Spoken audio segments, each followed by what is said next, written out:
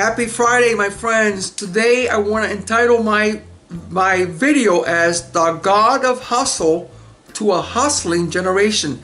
And I want to read to you a bit of an article from the New York Times by a lady of the name of Erin Griffith on January 26, 2019. And she entitles her article, "Why Are Young People Pretending to Love Work?" And she states, "I saw the greatest minds of my generation log 18-hour days and then boast about hashtag hustle on Instagram. When did performative workaholism become a lifestyle?" This is what she's saying. She's saying, and I don't know what generation she comes from, she's saying, "I've noticed that the greatest minds of my generation are working 18-hour days, and we know that working 18-hour days is not healthy. First of all, you have to sleep more than 6 hours a day. You come home, you are going to have no time for yourself, no time for your mate, no time for your kids. You're going to get sick and you're going to die." So she's saying, since when did this unhealthy habit of 18-hour days, workaholism, has become a lifestyle where people now run to Instagram and brag and put a hashtag that says hustle on it? When I was growing up, the job market was, people were basically on 8 to 5 jobs. If you wanted a better job, you would go to the classified section of the newspaper, and then you would go, you would get your resume really sharpened up, you would dress the nicest way, and you would go to this job to get interviewed, and the best person got hired.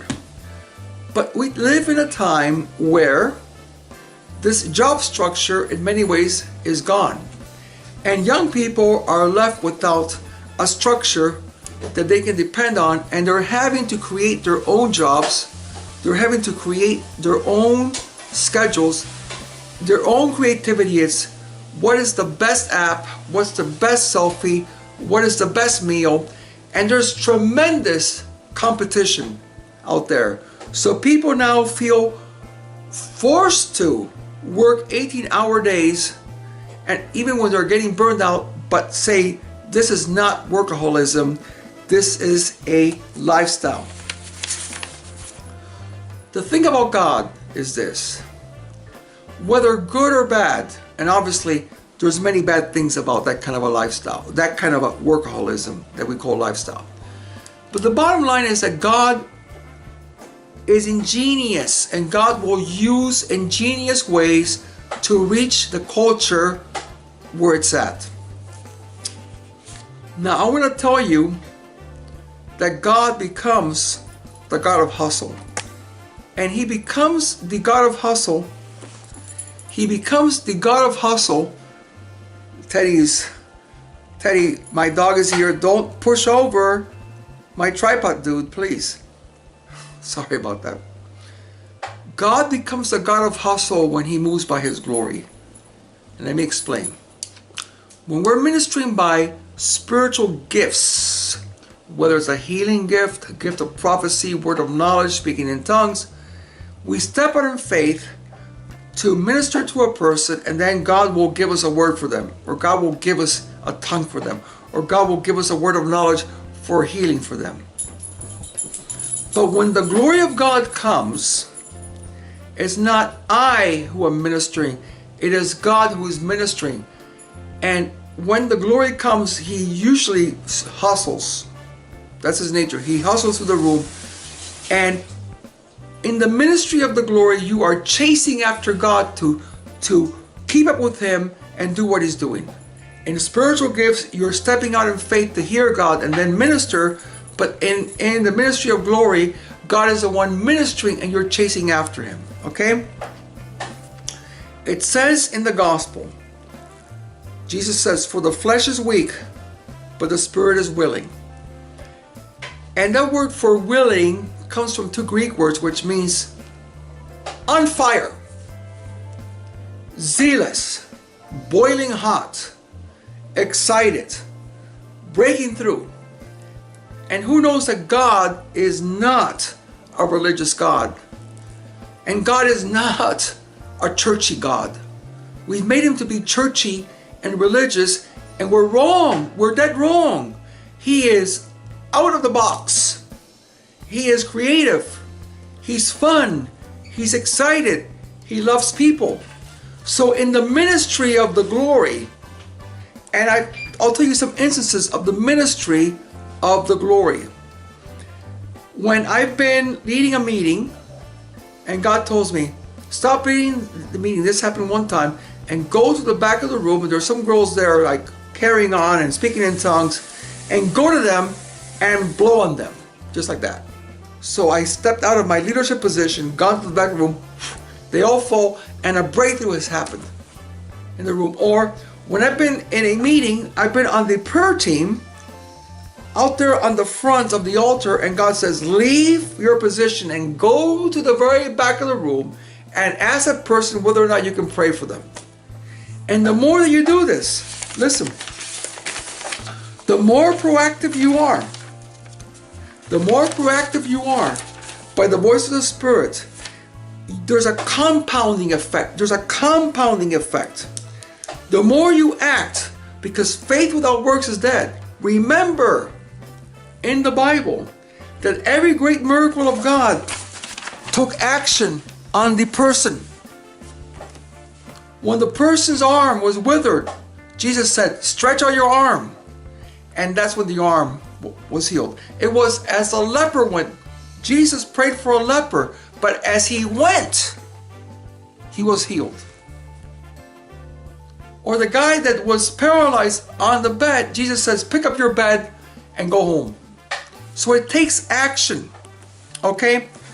So when you act by the voice of the Spirit, in this hustle, when you start to hustle by the voice of the Spirit, it has a compounding effect. The more that you act, the more that you just say, God, who do I minister to? Who do I reach to? Who do I prophesy to? The more that you act in the Spirit, the more that you'll prophesy. The more prophecies that God will give to you. The more that you speak in tongues, when God gives you a tongue, the more that tongues will be developed in you. The more that you release the healing anointing, the more that you pray for a person, one person that is sick, the more people that God will give you to pray for, and the more of the healing anointing will be released to you. When you go out to reach one person, God will give you more people to reach out to. When you step out with confidence to obey God, the more confidence that you get. So see, activity in the Spirit breeds confidence. So we are living in this hustle culture, and God is calling us to hustle in the Spirit of God. That's what's going to attract young people to Him. It's the fun person. It's the excited person. It's a person that gets out of his seat and says, hey, would it be okay to pray for you? Would it be okay? God has a word for you. Would it be okay just to give you a word? That's what's attracting this hustling generation. But in our churches, we are seeing that the church has become complacent, okay? The church has become complacent and passive and introverted. Everyone is just seeking what they can get for themselves. Listen, worshiping God in a service is good. And I go to many church services, and what you see are people moving around and just worshiping God. Or in a Christian concert, you see people moving around and like worshiping God. That's okay. But a greater worship of God is to reach out to your neighbor. It's to be proactive. And God is calling people to be proactive with their neighbors. Their church suffers from a serious disease called the butt magnet disease, or the magnet on the butt disease. It seems like people's butts are like magnetized to their seats when it comes out to reaching for to reaching people. When there's a prayer line and they're saying, anybody that is sick, anybody that has a hurt, come up here. People are just magnetized to their seats on their butts. We have to demagnetize ourselves. You know, it's not just about decreeing and praying. We can decree and we can pray. But if we don't act on our prayers and decrees, it won't do anything. I've seen people just Christians are decreeing. I decree, I pray. I see people praying for revival. I see people decreeing revival. But listen, decreeing and praying for revival without going out to bring revival will do nothing, or very, very little. So, I am not endorsing 18-hour days as a lifestyle. But what I am endorsing is that in this world, in this hustling generation, we got to present the hustling God, the God who hustles, and the God that hustles in the spirit, the one that the God that wants to compound your ministry as you hustle in the spirit by Him. Okay, my friends, have a great Friday. We'll see you tomorrow.